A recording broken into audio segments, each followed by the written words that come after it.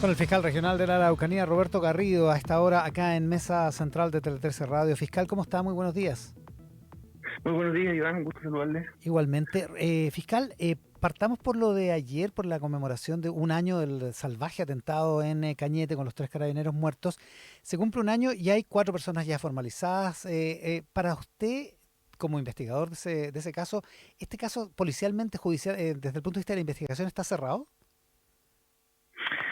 La verdad es que la expresión policialmente cerrado no la comparto. Creo que es algo principal dentro de la filosofía del Ministerio Público descartar ese tipo de afirmaciones. Ya, totalmente, ya. Para nosotros lo relevante es que hemos avanzado de manera sustancial en el esclarecimiento del hecho. Hemos logrado reunir una serie de elementos que permiten fundar las imputaciones que hemos planteado hasta el momento, y que en un plazo, dada la complejidad que tiene una investigación de esta naturaleza breve, Mm. ya estamos en condiciones, creo que dentro de las próximas semanas, en condiciones de poder cerrar la acusación, si es que no surgieran otras líneas de investigación a partir de las diligencias que restan por realizar. O sea, siempre podría haber, a eso se refiere, ¿no? Que siempre podría haber algún otro involucrado, alguna otra línea que surja a partir de la investigación principal. Se refiere a dos cosas. Uno, que podría surgir, todavía no una investigación que esté cerrada, pero principalmente porque el proceso termina con el juicio oral y no termina con la investigación o no Ya, termina con la acusación. Y eso es parte de la comprensión del principio de la presunción de inocencia. Las personas son responsables solo cuando el tribunal oral en lo penal así lo declara. Y nosotros, creo que uno podría en una línea de tiempo pensar que estamos cerca de la mitad recién de todo ese proceso, porque claro. estamos en condiciones de presentar la acusación en contra de esas personas.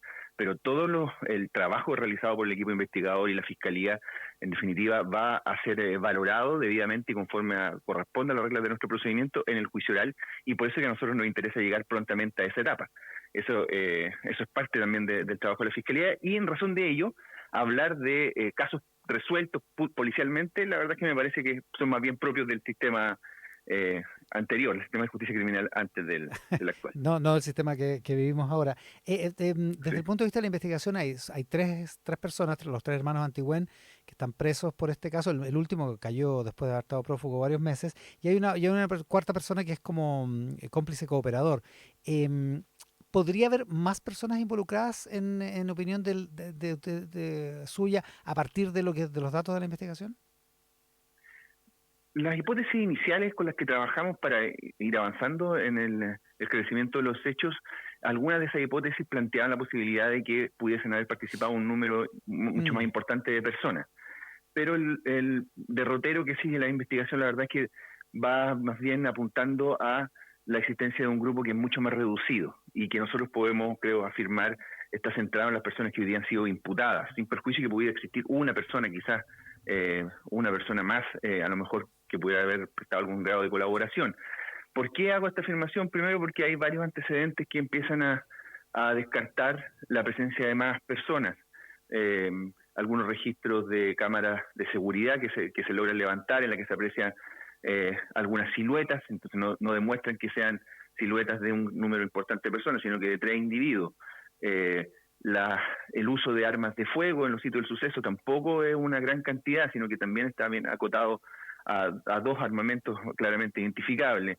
Los testimonios que dan cuenta de linternas que buscaban aparentemente algo en los alrededores de uno de los sitios del suceso también es un número de 3 o 4. Entonces eso nos va haciendo que la cantidad de individuos que uno puede razonablemente plantear que participaron es más reducida. Todo esto además si le sumamos que la especie de los funcionarios de Carabineros fueron encontradas en poder, prácticamente en su totalidad, en poder de las personas que están imputadas hoy día. claro. Ahora, ahí llama la atención algo que resulta algo tosco porque el origen de todo esto es que los carabineros van a controlar la detención o el arresto domiciliario, van a una medida cautelar de una persona que es pariente de los autores, lo que habla de una cierta... Es más bien tosco el dato, ¿no? Porque de alguna manera como que los deja como sospechosos de inmediato, puede ser o no. Sí, pero no son antecedentes que surgen inmediatamente. Ya. Esas personas que vivían en las inmediaciones donde se controla la medida cautelar no indican, primero, que existió una situación de preparación para el ataque en contra de los funcionarios de Carabineros, sino que más bien dan unas versiones iniciales que apuntan en otro sentido. Lo que pasa es que si consideramos que aquí existió una desde nuestro punto de vista, sí está establecido una preparación. No, creo que el día no es algo tampoco que haya surgido al azar, sino que se preparó realizar esa acción en esas condiciones, en ese lugar. Eh, claro, buscaron seguramente los individuos un sitio en los que pudieran tener absolutamente el control de la acción y poder ejecutarla en un tiempo muy breve. Eso también es otro de los elementos por los que sostenemos que la cantidad de personas es más reducido. Eh, bueno, a pesar de la planificación, nuestro trabajo era descubrir dónde estaban las brechas de la misma, de descubrir cuáles eran los elementos que podían combatir la impunidad que buscaron los imputados, y creo que hasta ahora por lo menos hemos logrado con muy buenos antecedentes avanzar en ese sentido. Parece que el móvil principal era el robo de las armas, como usted menciona, y hay algunos otros objetivos subordinados, como por ejemplo el mensaje que implica que es que esto haya sido el 27 de abril del año pasado, que es el día del aniversario de Carabineros. Pero la pregunta es ¿por qué el asesinato, por qué el robo y por qué la crueldad del asesinato?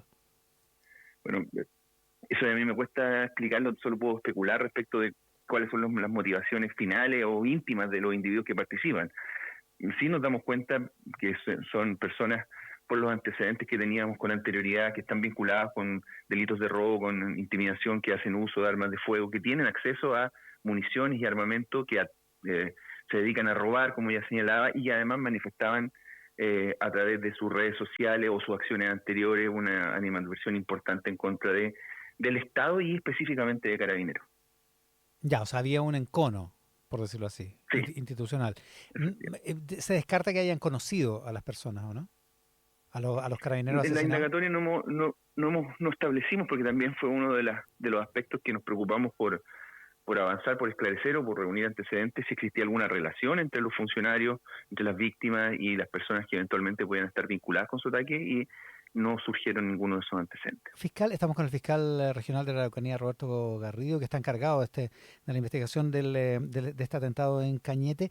Con los datos que hay en la investigación hasta el momento, em, el, el haber quemado la patrulla de carabineros, haber quemado los cuerpos, ¿es parte de la planificación o fue algo que surgió espontáneamente? No estoy seguro si fue parte de la planificación. Digamos, esta es la forma como se ejecutaron los hechos, pero lo que sí podemos establecer es que hubo una planificación para atacarlos. Ahora, lo que se realizó después, evidentemente, es una manifestación innecesaria en relación con el objetivo que ellos perseguían, que era sustraer las especies y quedarse con las armas y las municiones de los carabineros. Incluso no podría decir innecesario desde el punto de vista de que ya le habían dado muerte a los funcionarios de carabineros, no era necesario realizar esa acción. Pero eso parte, como lo señalaba, del encono que ellos manifestaban o que dejan en evidencia en su comportamiento. Esa es una acción de demostración de fuerza, de desafío hacia la autoridad estatal y Mm. también de intimidación a todo el resto de las personas, porque precisamente Carabineros son los encargados de proporcionar, de proveer la seguridad. Y si un grupo de individuos puede realizar esta acción y puede manifestar este desprecio, digamos, no solo hacia la autoridad, sino que hacia la vida de los funcionarios de Carabineros, ¿qué es lo que queda para el resto de nosotros? O sea, nos Claro. vemos expuestos a una situación de temor, obviamente, y eso es otro de los factores para no entregar información, ¿no es cierto?, para someterse a la voluntad criminal de los grupos que operan en la lógica que operan en la provincia de Arauco y en la región de la Araucanía, de generar control territorial, de someter al resto de la población a sus designios criminales. O sea, el incendio fue un símbolo, fue un mensaje. Sí, desde mi punto de vista eso es claro, hay un símbolo, el hecho de además de incendiar el vehículo con el cuerpo de los carabineros en la ruta Mm. que une Cañete con Tirúa, en un lugar donde evidentemente iba a ser descubierto en muy pocos minutos. O sea, era evidentemente una manifestación de desafío. Y también de una actuación medio sobre seguro, ¿no? Porque ellos sabían que esto iba a pasar, que esto se iba a descubrir en minutos, como dice usted. También tenían diseñado una manera de arrancar y esconderse, digamos. Sí, obviamente la planificación, el control del lugar, eh, la nocturnidad, la escasa luminosidad que existe en el lugar, la poca presencia de personas, todo eso le proporciona ventaja y por eso es que escogen esos lugares para realizar su ataque. Si el robo era el objetivo principal, ¿el homicidio solo se explica por el encono que ellos tienen contra el Estado y contra Carabineros? Desde nuestro punto de vista sí, porque primero concretan la sustracción de las armas y después deberían haber procedido a darle muerte a los funcionarios de Carabineros, en una conducta que era innecesaria desde nuestro punto de vista. Podrían haber, Claro. una vez reducido a los funcionarios, llevarse el armamento y las municiones u otro elemento, sin afectar la vida de los carabineros. Pero así lo hicieron y Pero eso son materias que va a haber que discutir evidentemente en el juicio oral. Ah, ya, perfecto. Y ahora, sí, lo que está claro es que los ejecutaron. Sí, las trayectorias balísticas en los cuerpos de los funcionarios dan cuenta de una situación de sometimiento, es decir, de una posición eh, físicamente de inferioridad. O sea, estaban arrodillados o tendidos en el suelo en el momento que fueron atacados. ¿Qué delitos exactamente se configuran? Se lo pregunto desde el punto de vista de la perspectiva de las penas a las que se arriesgan estas personas. Bueno, el delito más grave que se le puede atribuir a estas personas es el homicidio de los funcionarios de Carabineros, que es un delito que tiene contemplado penas que llegan hasta el presidio perpetuo calificado. En este caso, además, hay que considerar de que no se trata de un funcionario, sino que de tres, por lo tanto, también hay una agravación en términos de la pena que se podría eventualmente aplicar. Asimismo, consideramos que existen delitos de porte ilegal de armas de fuego, el robo, obviamente, que es el móvil principal de la acción de los imputados, y además delitos que tienen que ver con el traslado de los cuerpos desde los diferentes sitios del suceso. Eh, en este caso todavía las penas no las hemos determinado porque estamos confeccionando la acusación. Hay que considerar también las circunstancias atenuantes o agravantes que pudieran concurrir, pero evidentemente uno puede prever que las penas que se puedan solicitar en un caso como este son de las más altas que contempla el ordenamiento penal chileno. O sea, pues, sería esperable que la Fiscalía pidiera el presidio perpetuo calificado en este caso. Es una de las posibilidades porque también ante la multiplicidad de delitos, la reiteración o el juego de circunstancias modificatorias, hay que determinar diferentes formas de determinar cómo se va a aplicar la pena, y eso es un trabajo de orden técnico, jurídico, que tenemos que abocarnos en su momento. Usted lo mencionó en algún momento, estamos con el fiscal Roberto Garrido, que podría haber una persona más en calidad de cómplice. No existen hasta el momento personas que estén Ya. identificadas respecto de quienes hayamos solicitado alguna medida intrusiva, pero como lo señalé, quedan algunas diligencias pendientes y uno nunca puede descartar esa posibilidad. Pero de todas maneras, no estamos hablando de personas que hayan tenido una participación directa en la planificación o la ejecución del hecho, probablemente de algún apoyo que se pueda haber prestado. En la Araucanía, que es la región donde usted sirve como fiscal regional, y en el Biobío hay una parte del Biobío que está en estado de excepción. Le leo un titular del Mercurio de hoy que dice: gremio y parlamentarios dicen que estado de excepción no basta para controlar a grupos radicales.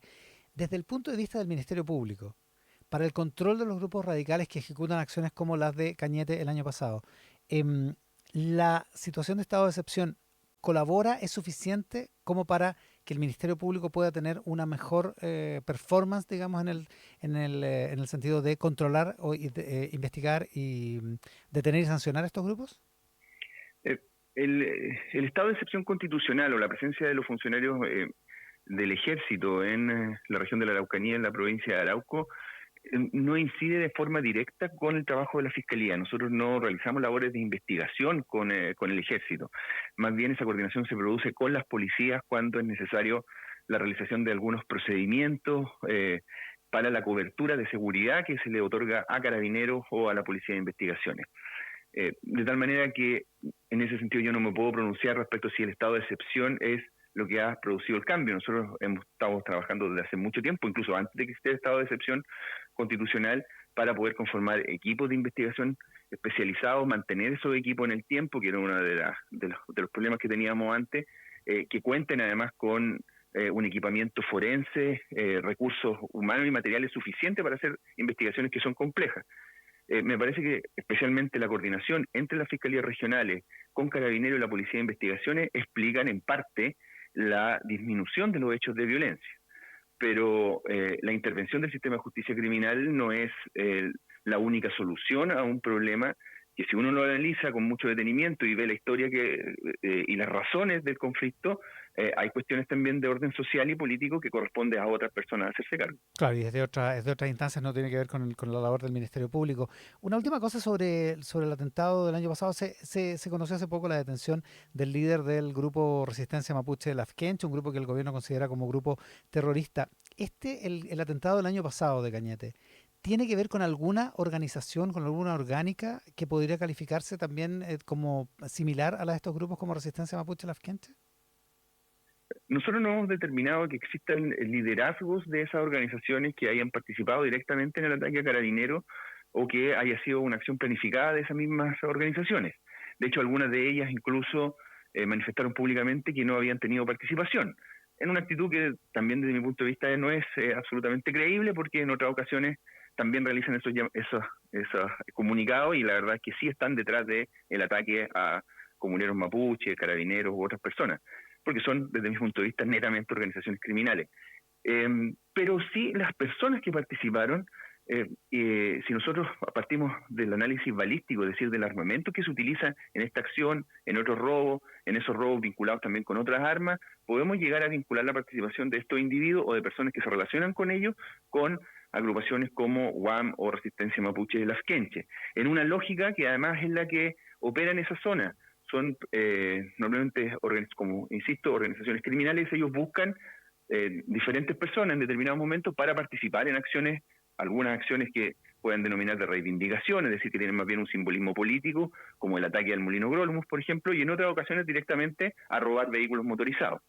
Esa es parte de la forma de actuar, insisto, buscando siempre el control territorial. Esa es una expresión que uno la puede llamativamente vincular, por ejemplo, a organizaciones como el Tren de Aragua, el control territorial, digamos, el crimen organizado en general, lo que pretende un control territorial, es el mismo objetivo que persiguen estas organizaciones, solo que en el ámbito rural.